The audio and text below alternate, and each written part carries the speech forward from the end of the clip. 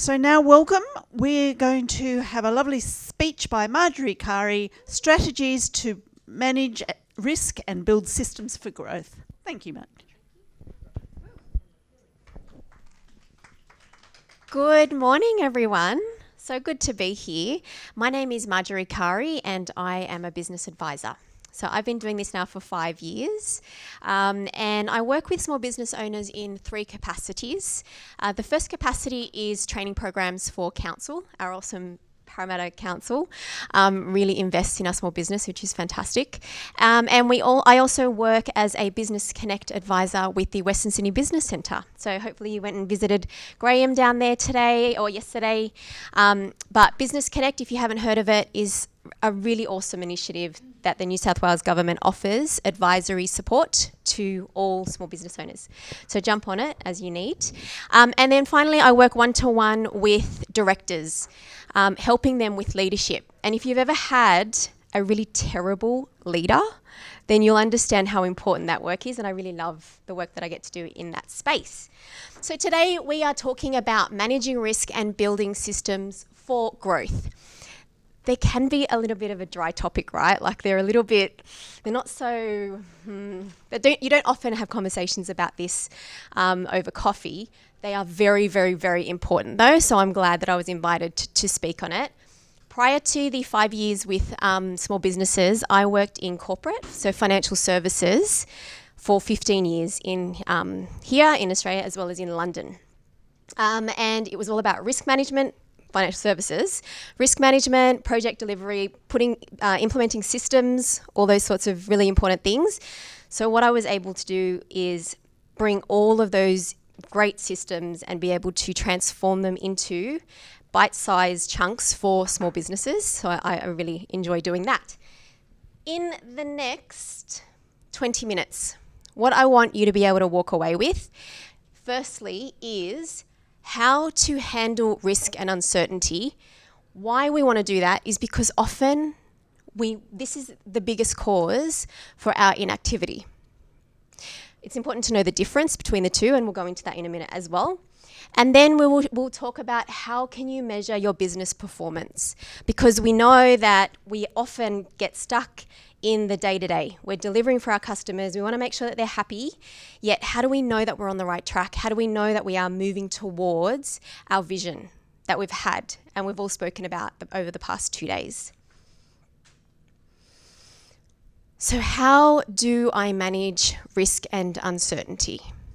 Let's start with a definition. So business risk is thought to be any factor or event which will impact the ability for a small business to functionally operate and have an income.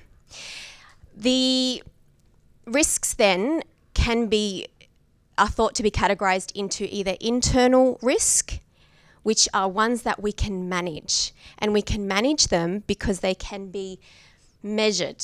We can predict the likelihood of that risk occurring and the impact that it could have on our business.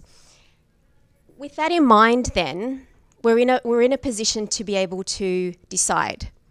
And this is so risk 101. Will I mitigate this risk? Will I avoid this risk? Will I accept the risk, or will I transfer the risk to someone else, hence insurance, right? Then we would look at the external category of risk. And this is really what we would categorize as uncertainty, because these are the things that we cannot control. Uncertainty would come in the form of economic uncertainty, interest rates, exchange rates.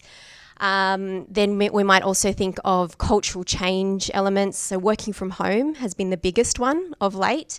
But even if you think about smartphones, what that did to many, many businesses, and the internet, all of those sorts of cultural shifts, we couldn't see coming. And so as businesses, they cause uncertainty, and we need to know how to manage that as well. There's also things like political instability, regulations, legislation changes, all those sorts of things too, which is classified as uncertainty. So when it comes to risk then, it would be really handy, wouldn't it, if we had a crystal ball that we could look into the future and understand what are those events, what are those factors that are going to impact me and my business ahead of time so that we can decide now how we best manage them. I have a short video that I'd like to share with you of a business who thought they could totally eliminate risk. So let's see how that went. Sir, we found a way to eliminate risk entirely from our projects.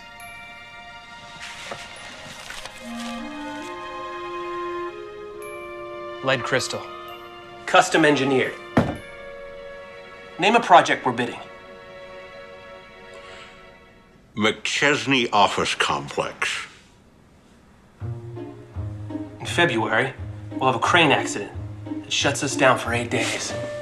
Coopersmith. We've got cost overruns in March from a global spike in steel prices. In April, credit markets freeze up. And we'll have 2 subcontractors going under. Was this expensive? A little.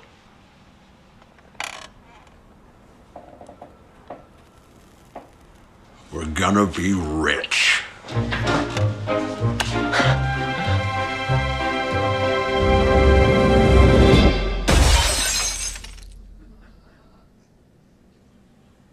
Did we have insurance on that?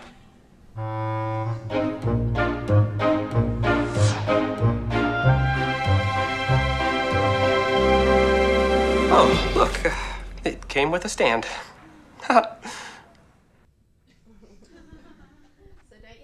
Don't you love that?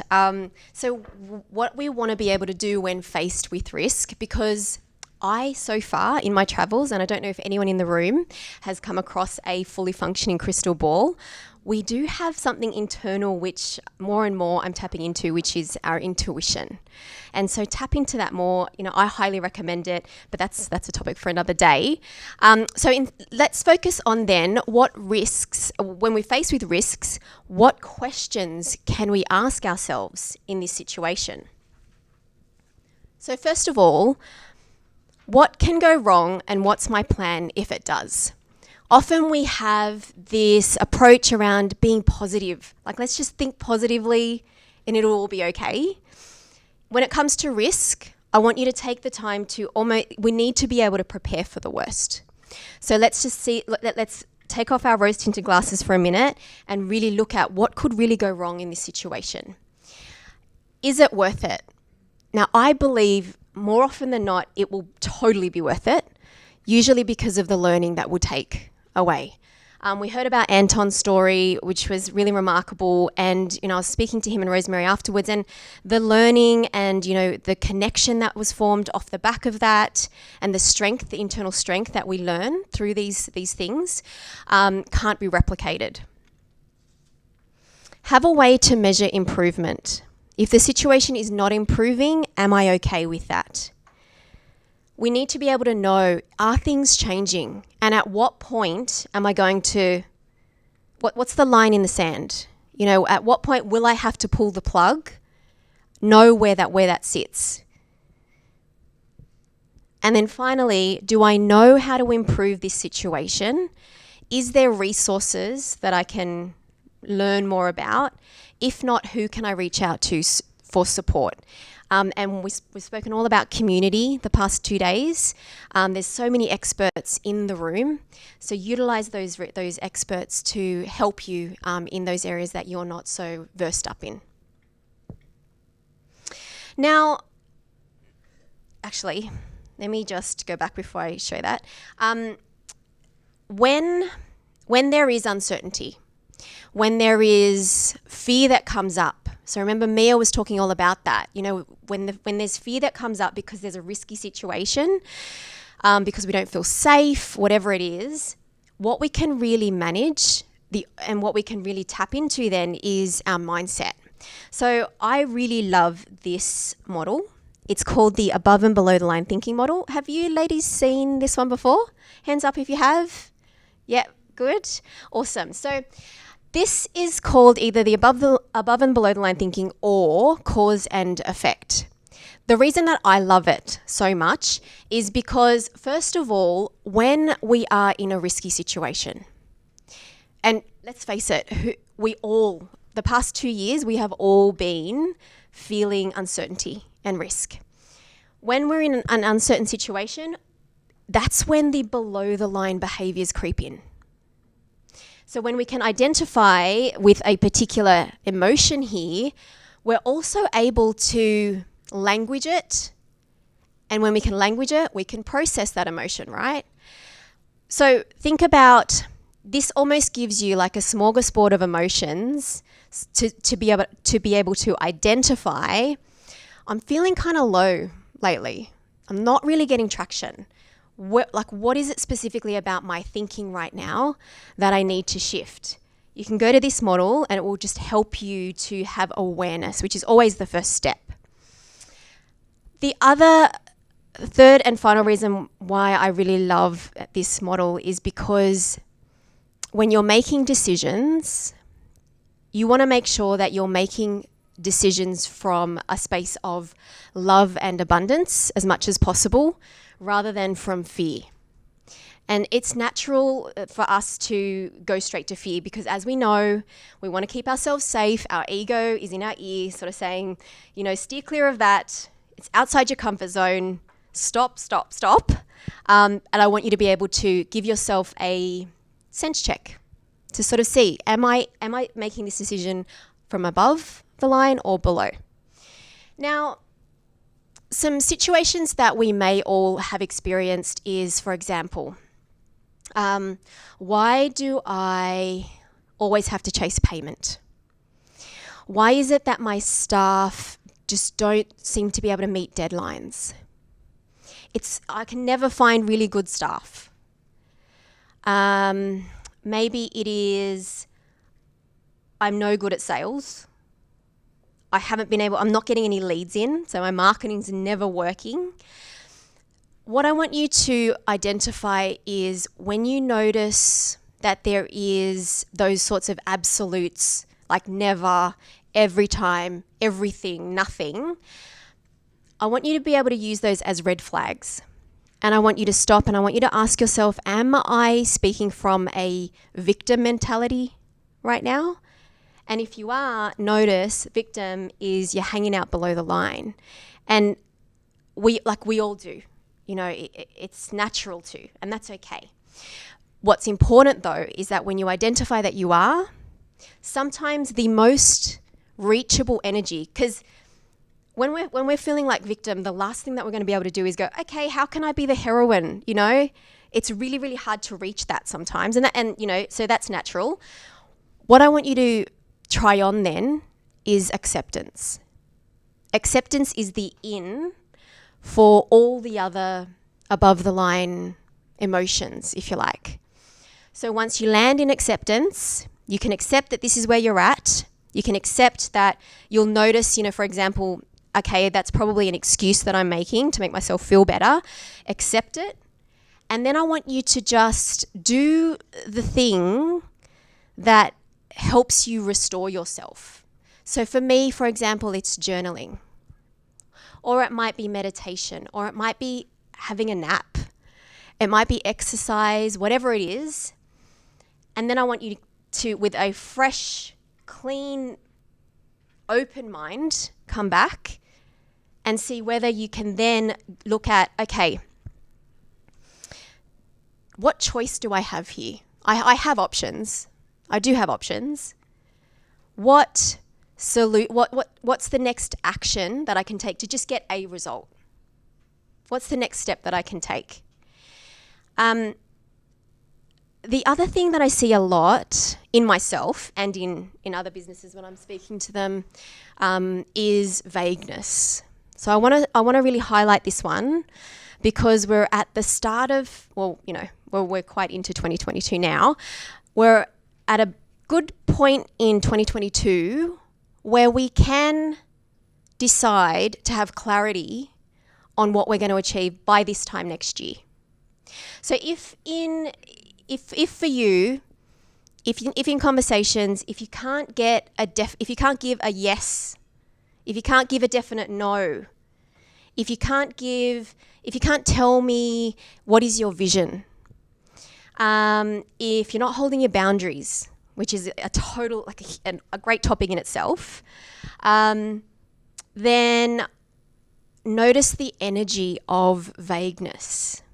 It's quite low level, isn't it? And so don't accept that of yourself.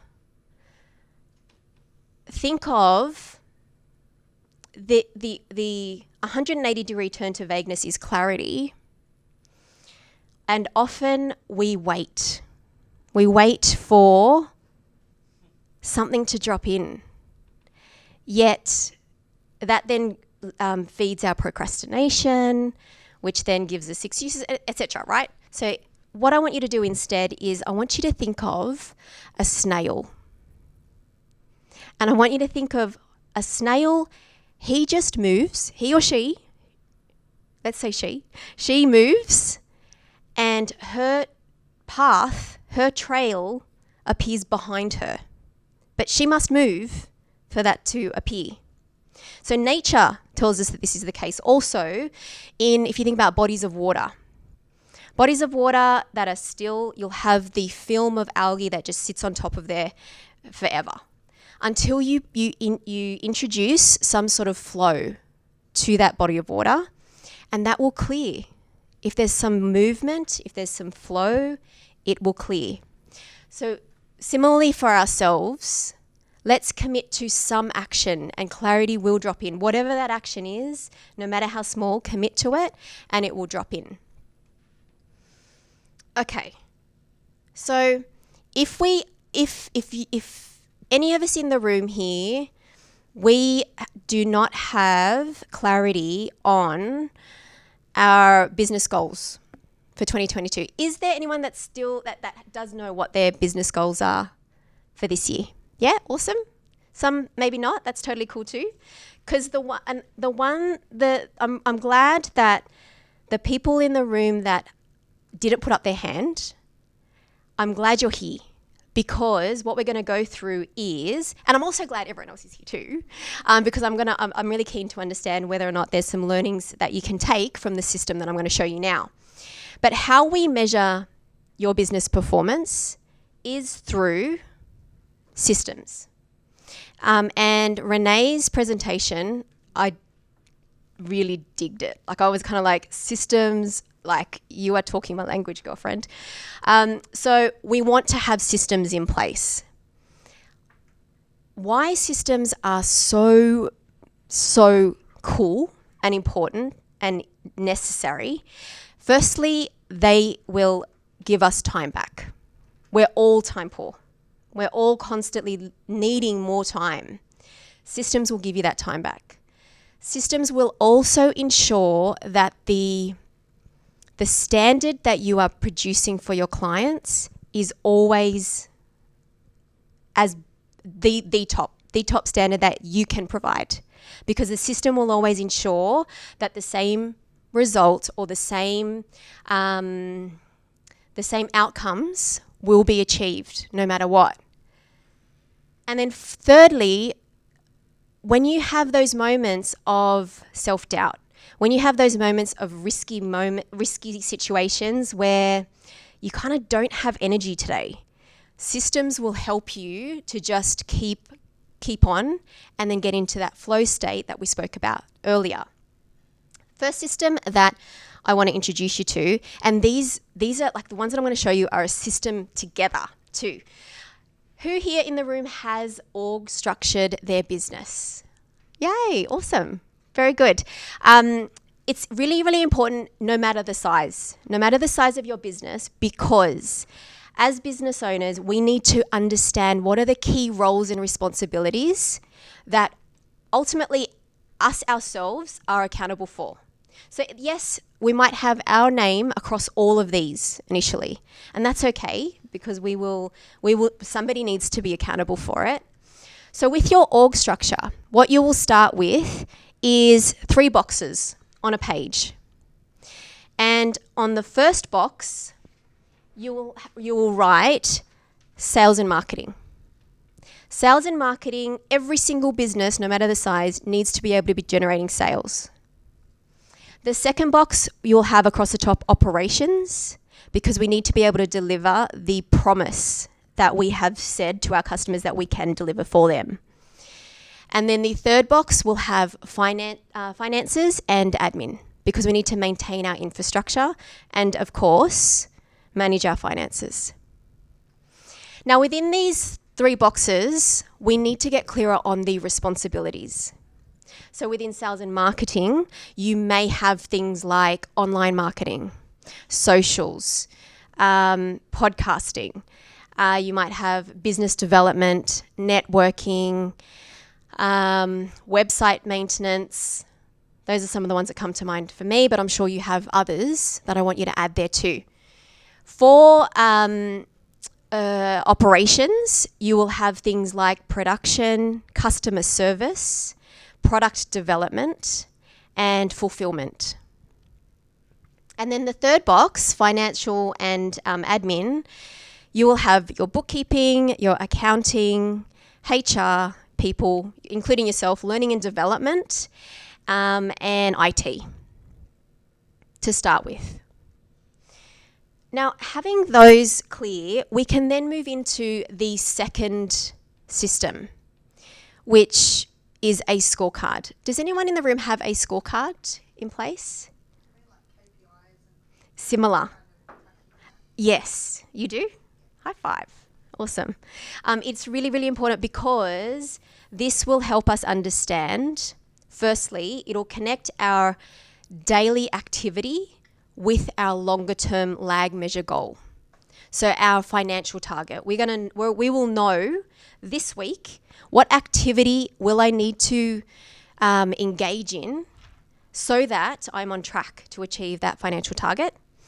It also is really cool because it helps us have a balanced view of our internal needs, so our learning and development, our team's needs, learning and development processes, with our external customer needs, stakeholders, customer satisfaction. Is there a really good balance there? So with a scorecard, we will have for each of those 3 functions, we will have measures across those. So for your sales, maybe you'll have number of leads per week. Maybe you'll have sales conversations. How many networking events are you attending? For your operations, it'll be things like, did I deliver on time and within budget? It'll be how many processes have I systemized this week? How many things have I documented? So IP, we spoke about in the last session. How many IP assets have I got and how many have I improved and updated? And then your IT, HR, learning and development. How many conferences such as this one will I be attending? How many podcasts am I going to listen to? What books am I going to read? And then apply that knowledge to my business. All of those targets need to be really intentional. And then we have what's known as rocks. Has anyone in the room heard of the story about rocks which Stephen Covey made famous? And it's about, big ones first. Yes. Anyone that hasn't heard it? Because I will. Yes, awesome. Okay, I'll quickly repeat it for Rosemary at the back there. So a professor walks into his classroom with a big glass jar and he proceeds to fill the glass jar with big fist-sized rocks. And he asks his students, is this now full? And they say, yeah. And he pulls out a platter of smaller pebbles, which he pours in to the jar, and those pebbles settle into the gaps of the bigger rocks. And he asks again, is it now full though? And they say, yeah. He then grabs a bucket of sand and he pours the sand into the jar, which then fills it totally. But then he pulls out some water and he pours the water in, and he says, now it's full. So each of these materials represents things in your day which are taking up your time. I want you to be intentional around the rocks. I want you to put the rocks in first, because we know if we poured the sand in, there would not be room for the rocks. So the rocks are things that matter most, and I want your rocks to be for each of your org chart functions. So what are your sales rocks? What are your operational rocks? And then there'll be rocks such as family. There'll be rocks such as community contribution. There'll be rocks such as yourself, right? Mental health, your physical health, spiritual. That is of most importance too. So ensure that you've defined your rocks for every quarter. Now, finally, I just want to finish up with Michael Gerber. He has an awesome book called The E-Myth. Who's read that one? So good. I want to remind you in regards to risk. He talks about being master jugglers of being the technician, the manager, and the entrepreneur. All of us here are entrepreneurs. Yeah, and we all are technicians at heart. We all are great at what we do. We all also have a manager side of ourselves that we need to be predictable in how we do our business. Entrepreneurs, though, they seek out the risk. If they haven't had a sleepless night where they're tossing and turning in a quarter, that's a really important measure for you to have. So I'll finish up with this awesome quote. Life is inherently risky. There is only one big risk that you should avoid at all cost, and that is the risk of doing nothing. Learn how to dance with risk, and you will benefit. Thanks so much, ladies. I think I've had the roundup. I don't think I can take any questions, but I'd love to connect afterwards if you're open to it. Is that right? No questions? Any questions, ladies? Cool. Awesome.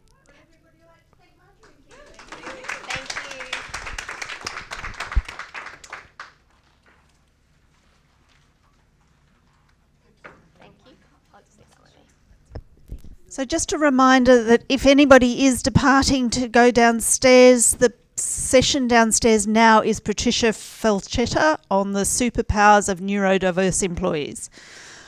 But please don't, because we now have another great speaker, Bec McFarland, Humanising Your Brand and Building a Community of Raving Fans. So let's welcome Bec.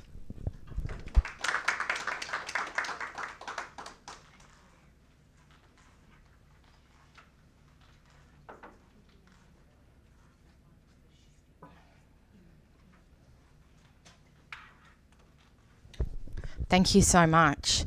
I'm really excited to be here today to talk to you about humanising your brand and developing a base of raving fans. Now, I have got a lot to say. When they do my eulogy, they're going to say extreme introvert with an unquenchable thirst and too much to say. So if you see me sipping the water and you feel like I'm going a little quick, it's because there's a lot for us to get through. So this is me. My name is Bec McFarland. I am a career and business coach. I'm the owner of Pop Your Career and Pop Your Business, and I am based in beautiful sunny Canberra.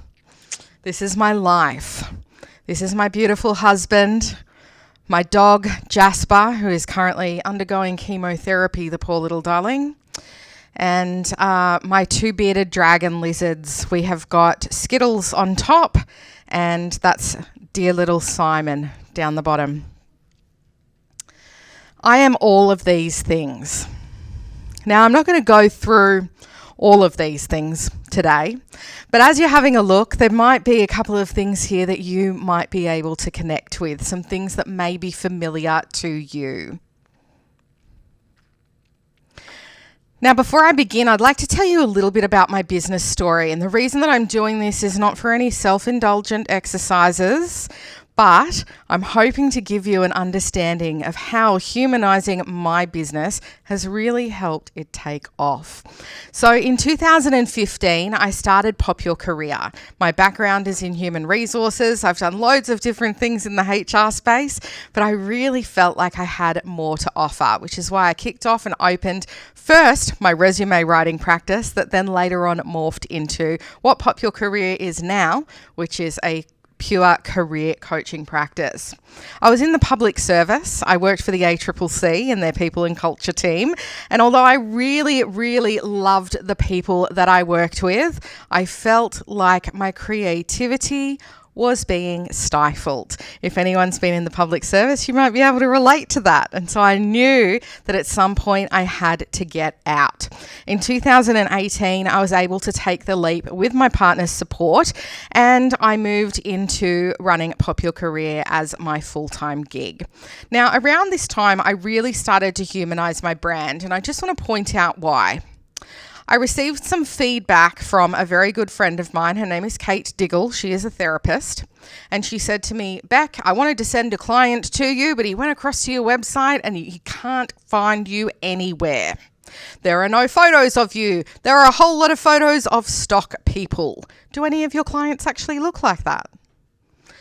And I sat with it for a minute, and I'm not usually the type of person to make massive changes in my business based on one person's recommendation, but I did have a little bit of that nudge from my intuition that said to me, yeah, I think Kate might be right. I think it might be time for you to come out of hiding.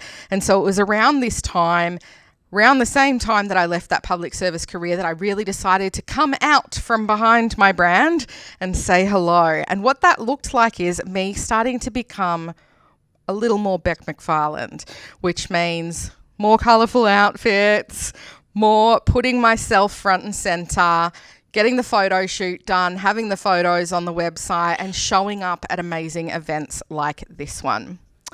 Now, in 2019, I found that what started to happen was I was going to a lot of networking events, and a lot of people started to approach me and say, hey, Bec, do you do business coaching too? Because we've seen what you've been doing, and we're really interested in how we can do that for ourselves as well. So I went incognito and I started doing business coaching in secret because I didn't want to be the business coach who called herself a business coach when she didn't have any runs on the board as a business coach. So did it all in quiet. And then right around the time that the pandemic hit, I decided again, it's time to have one of those beautiful coming out moments where I came out and launched Pop Your Business. And that is when I started officially taking on business coaching clients. I started offering business programs, my amazing business membership, which is called Bec's Business Besties, and doing more of the super cool stuff that I am doing now. When that happened, my business exploded. Come on in, everyone. You're very welcome.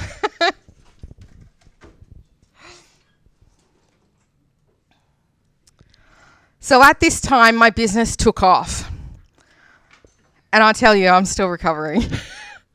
It's one of those things that when your business explodes out of nowhere and you realize that you don't necessarily have the systems and processes in place to handle the growth.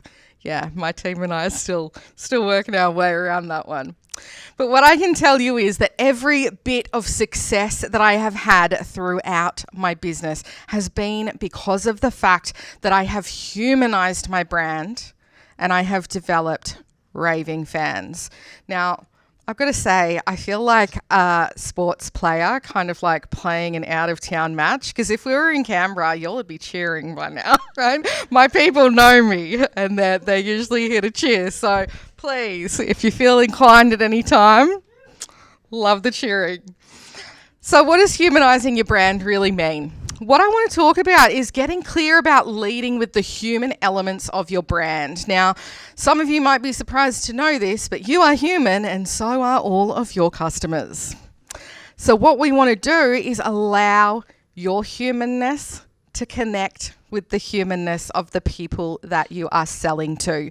Now, as small business owners, we are so fortunate about the fact that we are human and that we are front and center in our businesses. And there are a lot of big businesses out there and big corporations who are really trying to kind of get in on this. And I'm going to show you some examples. So around the time of the pandemic, you might have seen Woolworths copped a bit of flack. They ran out of toilet paper. Shit got real, literally, right?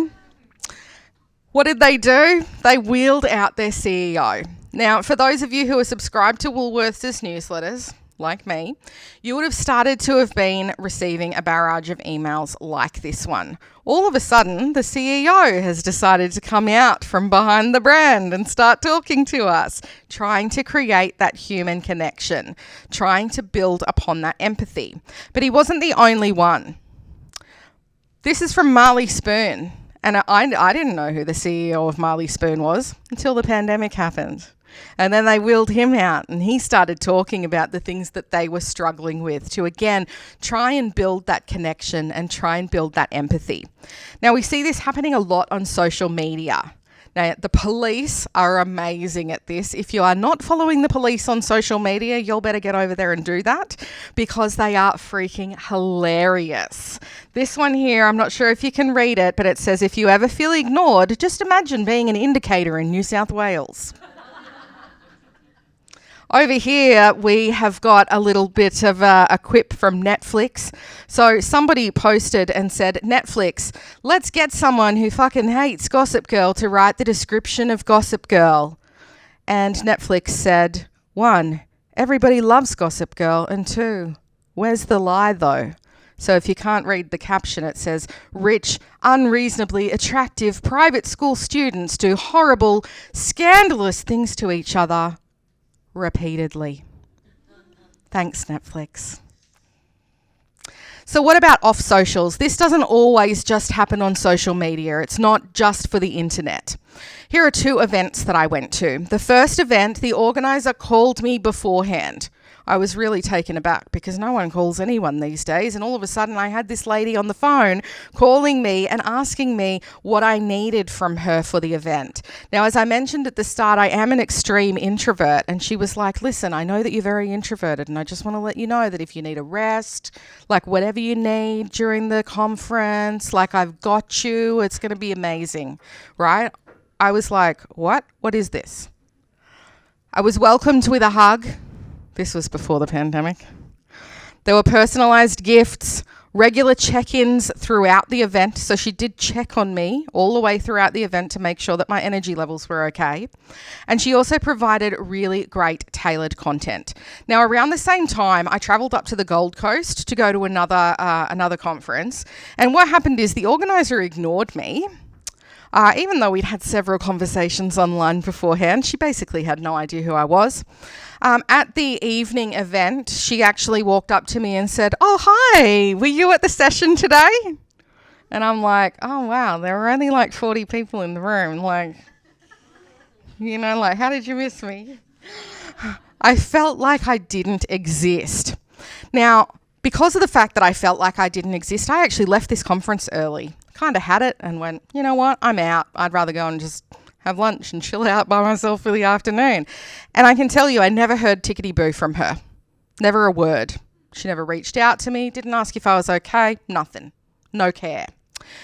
And the whole conference, from the parts that I attended, were all just promotional content. There was no value. What about coaches? So here are a couple of business coaches that I've worked with. The first one, who I have never worked with one-to-one, I might add. Every single time I rock up to one of her Facebook Lives, she acknowledges me, she remembers details about me, and when I left one of her group memberships, which was just like a low-key, low-cost online membership, she actually reached out to me to ask me if I was okay and that if everything was all right with me leaving. And she is somebody who has been genuinely proud of my achievements and who has constantly reached out to me to celebrate me. On the other hand, this lady is someone who I have spent probably about $10,000 with. I have actually coached with her individually. She rarely acknowledges me. I constantly feel like she is cold and disinterested. When I left her membership, I did not hear a word from her. And she's a service provider. In fact, that's something that she's quite open about. I am just a service provider. Okay? Fair enough. Just a service provider. Just here to provide a service. No extra empathy or connection or anything like that. Just the service. Great. So can you see the difference? Who are you more likely to want to become a raving fan of? So I used to work for Telstra, one of the most hated companies in Australia. And I was there when they introduced the Net Promoter System. So what Net Promoter System is all about is about this imaginary barbecue, right? Imagine David Thodey comes out and tells you, we want to make sure that our customers are talking about us at their family barbecue. And we want to make sure that they're saying great things. So the idea is that when your customer is an advocate or they are a promoter, when they're at their family barbecue, just out of the blue, they're going to be like, hey, did you see that presentation by Popular Career? She was amazing. I loved that. Right? If someone falls into being a passive customer, they're probably not going to say anything. And if they are a detractor of yours, if they have had a bad experience, then they're going to that family barbecue to tell everybody how awful you are.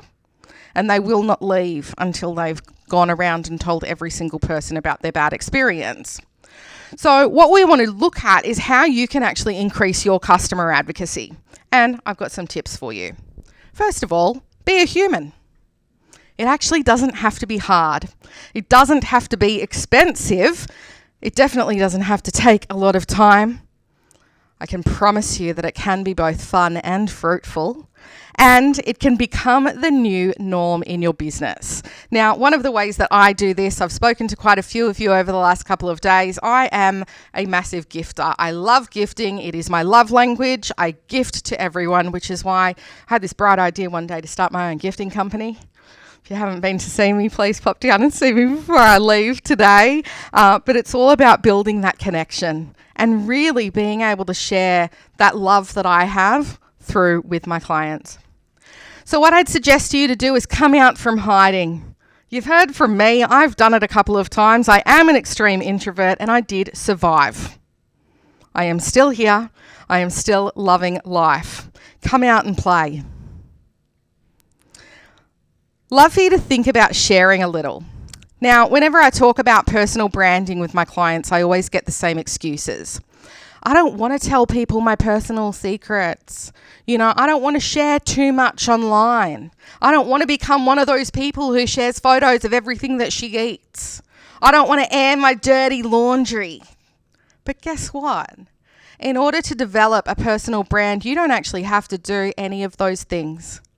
I have shared a lot of facts with you today about me, but I have not shared anything that is personal, that is embarrassing, or that's going to cause me any concern for reputational damage. Remember that slide that I put up with all of the different things? And I said, you guys might be able to relate to some of this, right? Those are the things that people come to me for.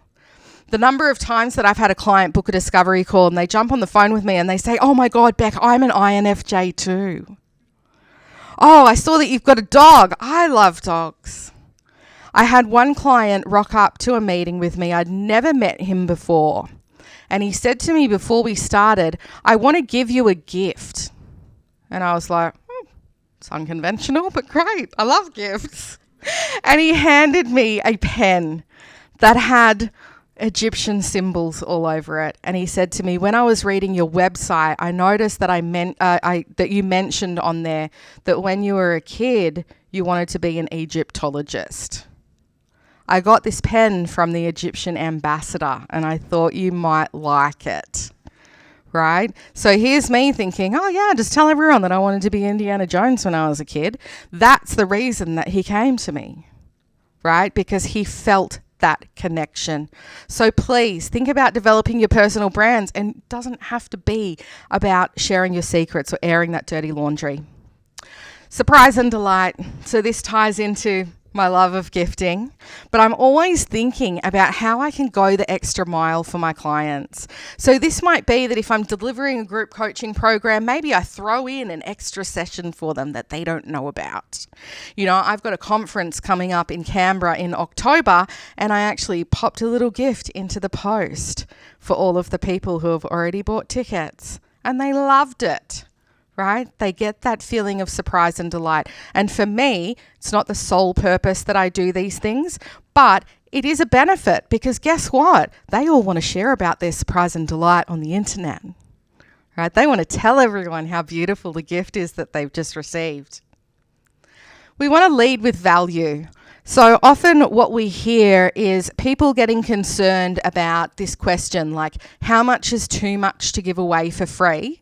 You know, we all know that in digital marketing, we should be writing blog posts and creating lead magnets and doing Facebook Lives and all of this. But like, where do you draw the line?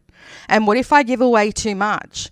If I do, they're never going to pay me because they've already received too much, right? I'm here to say that that attitude is totally wrong. Right? There is no such thing as giving away too much. The more that you lead with value, the more that people know that there is value within you. Now, I used to have a mentor and she used to say to me, it's not a bucket, it's a tap. And what she meant by that was that you're never going to run out of ideas. Everyone in this room is an entrepreneur, and entrepreneurs have ideas. Right? There is never going to be a point where all of a sudden it's like, whoops, the bucket's empty, all ideas are gone, and now I'm stuffed. Right? It is a tap. So don't worry about what you've got to give away and what you've got to hide behind a paywall. Start listening to your clients about what they want. And I've said here to have an abundance mindset. You know, which is really something that I'm focused on in everything that I do, is just acknowledging that there will always be enough, right? It ties back into what Andrea said yesterday.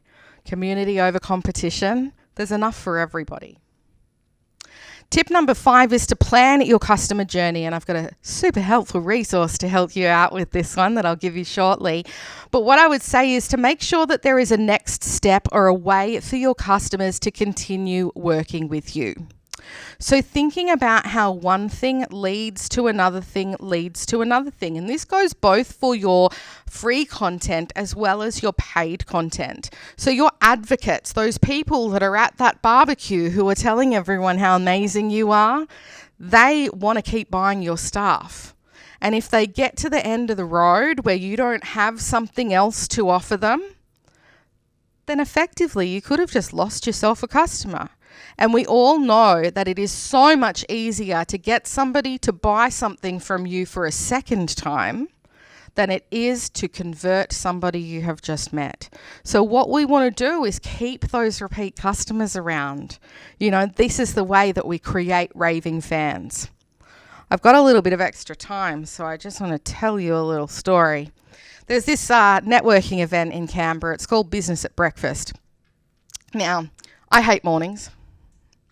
I'm not worried about it, right? Once I went to this event. It starts at 6:45 in the morning, which for somebody who hates mornings, it's just too damn early. So I went once and then I never went again. But I was talking to the organizer of this event not that long ago, and she said to me, Bec, you're very clever at what you do. And I was like, oh, cool, thanks. What have I done this time? And she said to me, do you realise that you've only ever been to Business at Breakfast once?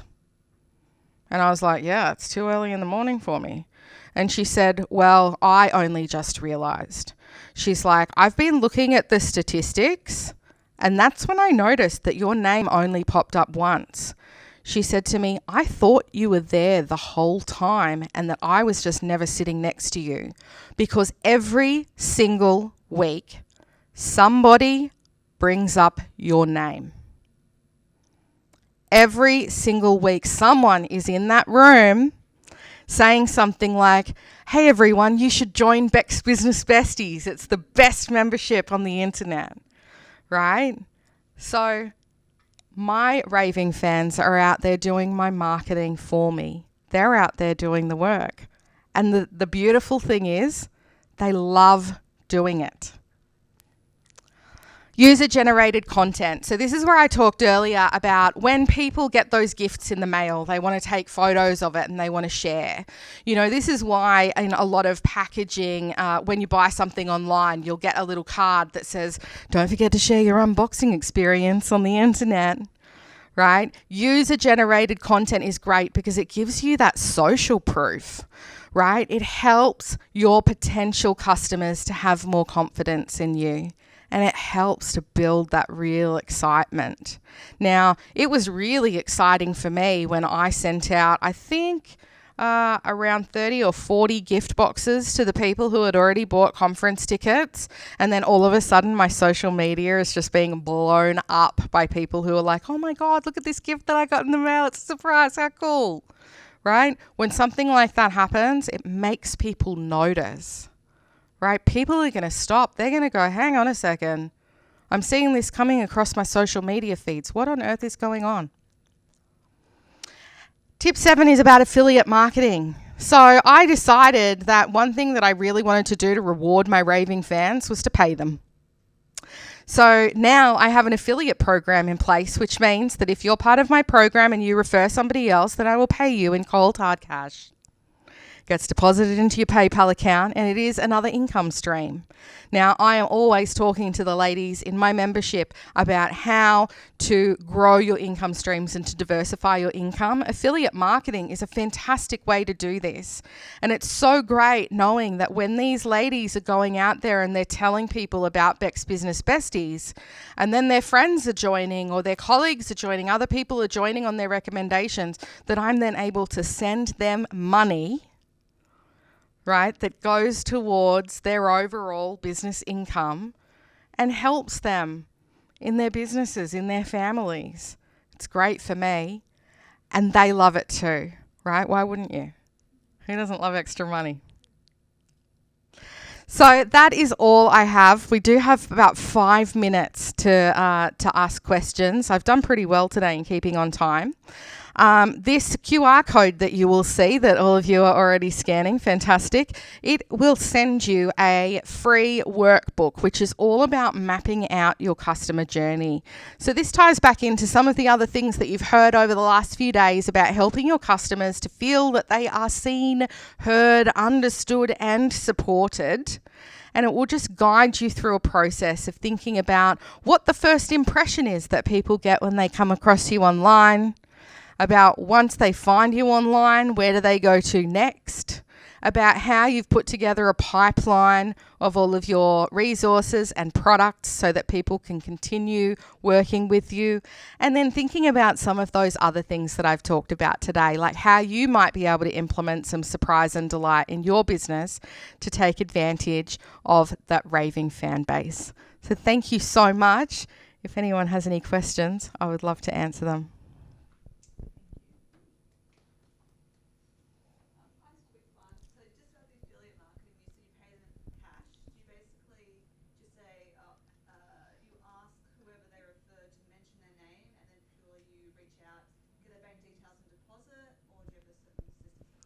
So I have got a system set up through my website. So there are a couple of different ways that you do this.